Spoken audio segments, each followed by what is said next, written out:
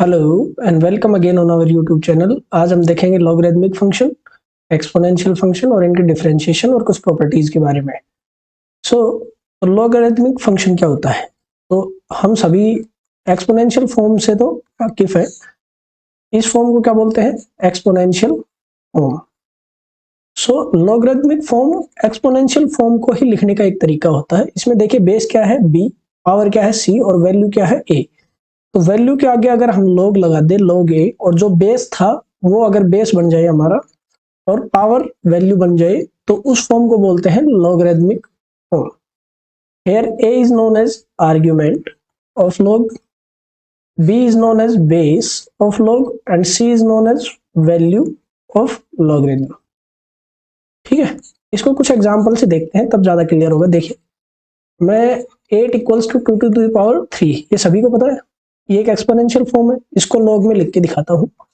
log 8, इसका जो base था वो log का बेस और इक्वल्स टू 3। देखिए पावर तो वैल्यू बन गई, जो वैल्यू थी उसके आगे log लग गया और बेस बेस में कन्वर्ट हो गया log के। तो this form is an exponential form और इसी को हमने लॉगरिदमिक फॉर्म में लिख दिया। log 8 with base 2 is equal to 3। देखिए एक एग्जांपल और 9 इज इक्वल टू 3 स्क्वायर।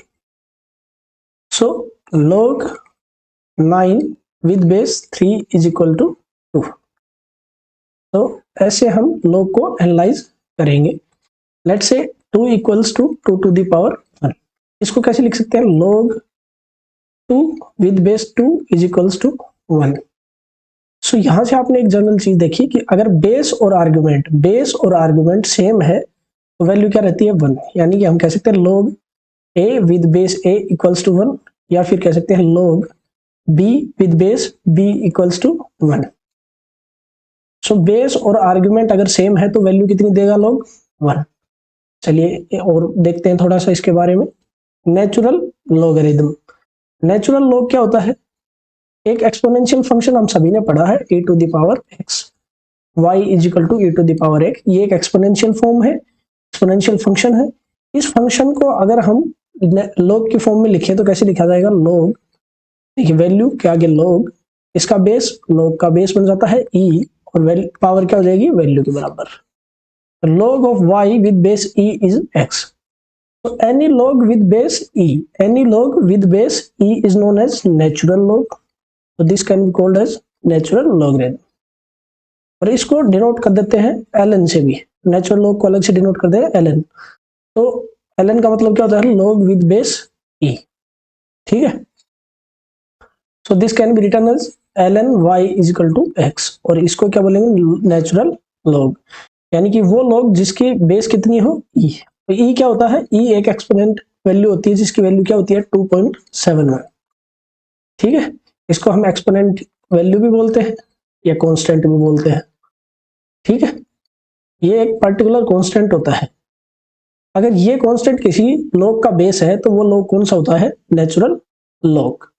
ठीक है, इसके कुछ प्रॉपर्टीज देखते हैं। Standard properties of logarithmic function.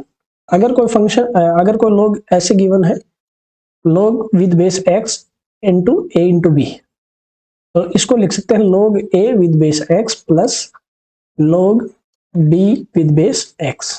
ठीक है, इसको रिवर्स भी लिख सकते हैं। अगर कोई दो लोग सेम बेस के हैं और ऐड होकर के लिखे गए हैं तो उनको log with base x a into b ऐसे लिख सकते हैं। Similarly log base x a divide by b, तो इसको लिख सकते हैं log base x a minus log base x b। और अगर ऐसे कोई हमें गिवन है या दिख रहा है क्वेश्चन के अंदर log x a minus log x b, उसको हम कंबाइन करके ऐसे भी लिख सकते हैं जैसी हमारी रिक्वायरमेंट होगी। अगर कोई log ऐसे रिप्रेजेंट है log with base x a to the power b, ये बेस x इसलिए लिख रहा हूं मैं ताकि जनरल लॉग्स का रहे। यहीं पे अगर इनका बेस e होता तो ये सभी नेचुरल लॉग्स कहलाते। और नेचुरल लॉग्स डायरेक्ट यहाँ पे ln a plus ln b, ln a minus ln b। Understand? तो अगर a to the power b इस फॉर्म में log के अंदर कोई आर्गुमेंट है, log के आर्गुमेंट की वैल्यू है a to the power b, तो उसको पावर मल्टीप्लिकेशन में log किया जाते हैं log x a। ठीक है, अगर ऐसे लिखा हुआ है b log x a, उसको हम ऐसे भी लिख सकते हैं। ये दोनों रिवर्स में चलती हैं, एक दूसरे के इक्विलिब्रियम में चलती हैं। जैसे हमें रिक्वायरमेंट है वैसे प्रॉपर्टीज को यूज कर सकते हैं। फोर्थ प्रॉपर्टी है, थोड़ी इंपॉर्टेंट प्रॉपर्टी है, इसको बोलते हैं बेस चेंज प्रॉपर्टी। तो इसमें देखिए बेस चेंज प्रॉपर्टी में कोई भी लॉग है उसका बेस जिसमें हमें चाहिए उसमें हम कन्वर्ट कर सकते हैं। देखिए कैसे, log of argument a with base e. यहाँ पे देखिए लॉग और जो उसका आर्गुमेंट होता है ए उसको डिवाइड कर देंगे लॉग और जो उसका बेस है एक्स। तो यहाँ पे जो बेस हमें चाहिए जिसमें हमें कन्वर्ट करना है वो हम लगा सकते हैं, लेट्स से ई सेम। तो ये क्या हो जाएगा, ln a upon ln x। Similarly मेरे को किसी दूसरे बेस में कन्वर्ट करना होता तो इसको मैं लिख सकता था log a divide by log x, और यहाँ पे लेट से z बेस में तो z। तो ये z बेस में कन्वर्ट हो गई ये क्वांटिटी है, ठीक है। So this property is known as base change property, base change property, ठीक है। ये बहुत इंपॉर्टेंट है, आपके बहुत से क्वेश्चंस में यूज भी होगी। Clear.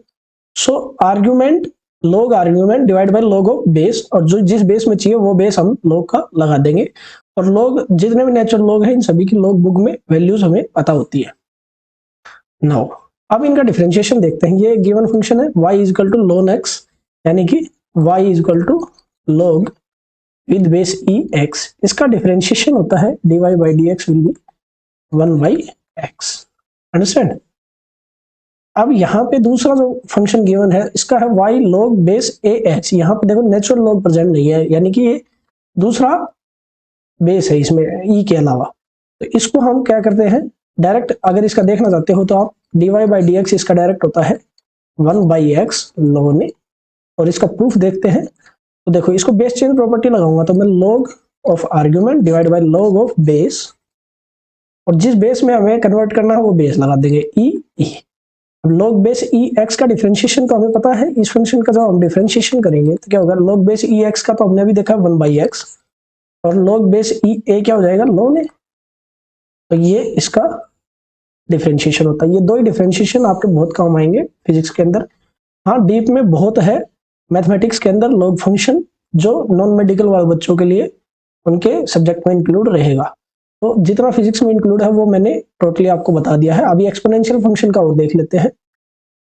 Exponential function y is equal to e to the power x, ये एक एक्सपोनेंशियल फंक्शन है और ये नेचुरल लॉग का जस्ट ऑपोजिट एक्सपोनेंशियल फॉर्म है, आपको पता हो तो अभी हमने सीखी है।